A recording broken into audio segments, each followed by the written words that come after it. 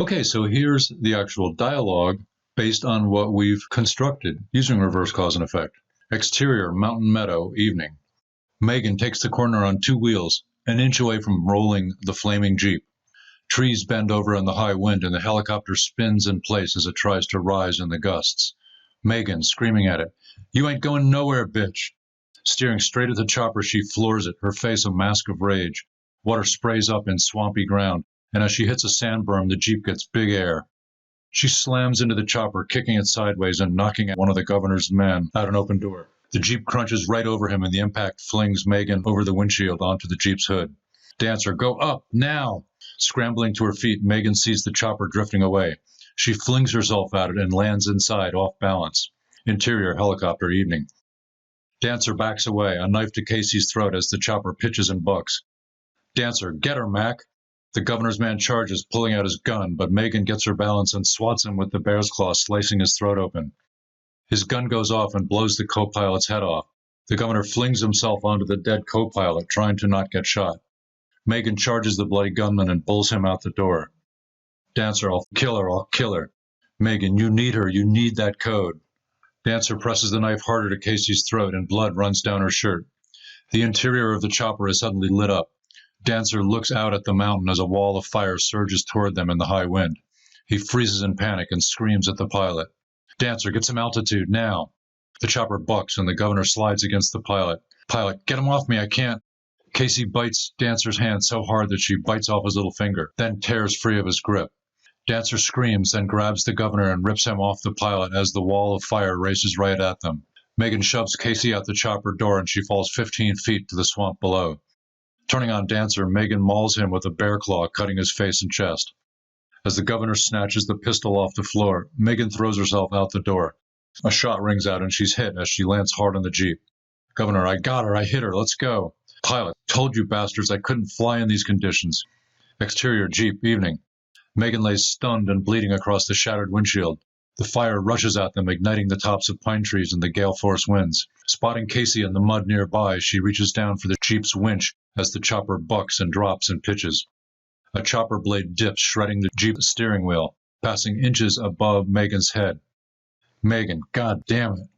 Reaching down for the winch cable on the Jeep's front bumper, she finds it and jerks it free. As the helicopter spins above her, she reaches up, the gunshot wound in her arm making her scream in agony. She almost gets the cable hook on the chopper's strut, but it lifts out of reach.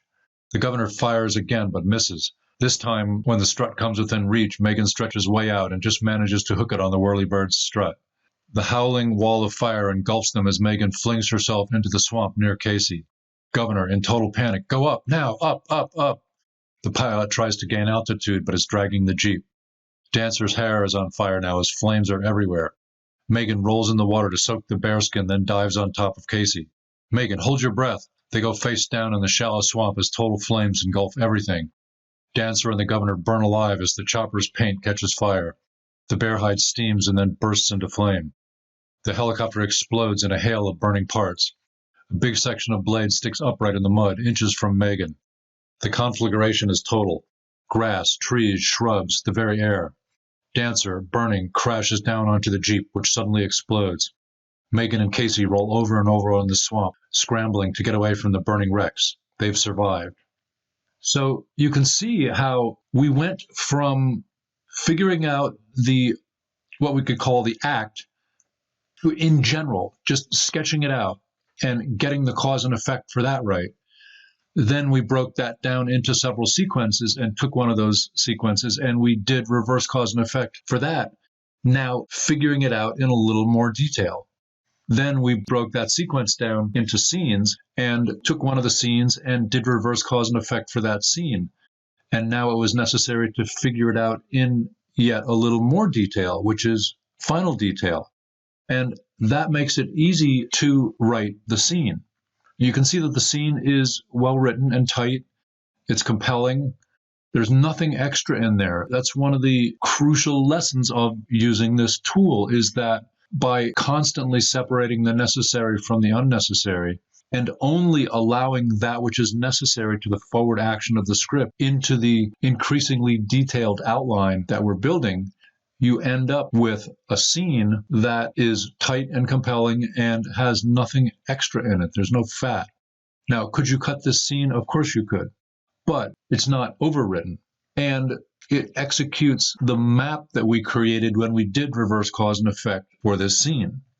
Each of you would write this scene in a different way. And that's absolutely valid. I could write this scene many different ways. That's the whole point. But it's a tight outline to write from.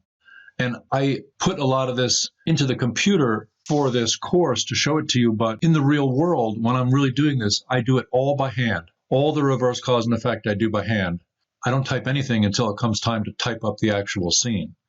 And what I want to really strongly urge all of you to do in order to learn this process, learn how to use reverse cause and effect, is copy by hand everything that I did in this course for the reverse cause and effect. I showed you my notebook where I did it for the second half of the story. So copy that out by hand.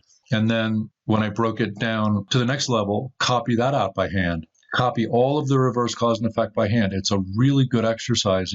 They've found in the science of learning that writing by hand is the best way to memorize stuff. I noticed that when I was learning French, that by writing out the verbs, I copied them by hand and it stuck in my brain.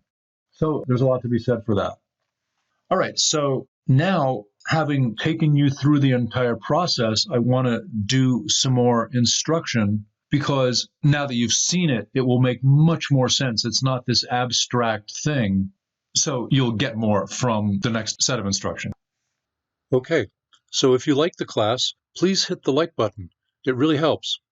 Please subscribe so you get new classes as I put them out.